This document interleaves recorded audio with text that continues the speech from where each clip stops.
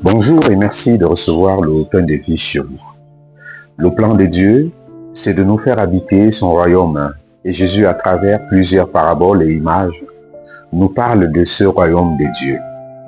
Il le compare aujourd'hui à un roi qui célébrait les noces de son fils. Et comme chacun de nous, ce roi invite amis et connaissants son voisinage. Mais à sa grande surprise, les invités ne voulaient pas venir pour le repas des noces. À plusieurs reprises, aucun de celles et ceux qui l'invitaient ne se rendait disponible. Ce qui est intéressant et qu'on remarque, c'est la persévérance avec laquelle ce roi renouvelle l'invitation aux convives pour que le repas la fête soit célébrée. Mais ces derniers renoncent toujours. Finalement, il envoie ses serviteurs appeler des inconnus au croisé des chemins, car le repas était prêt, il avait tué ses bêtes grasses et tout était prêt pour le repas des noces. Ceux qui sont venus, on constate, quand il vient, il constate que un n'était pas habillé en vêtements de noces. On le jeta dehors.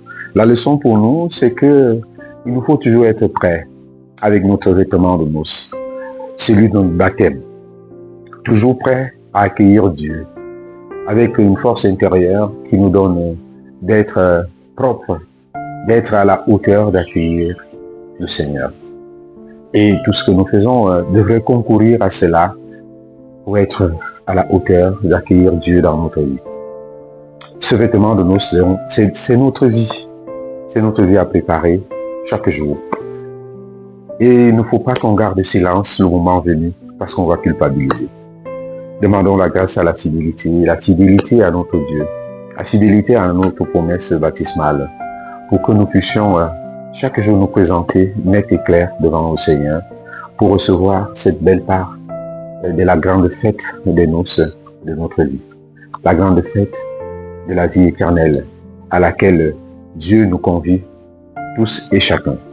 Que cette journée d'aujourd'hui nous aide justement à soigner la qualité de notre vêtement pour que le moment venu, qu'on ne soit pas jeté dehors là où il y a des pleurs et des grincements dedans.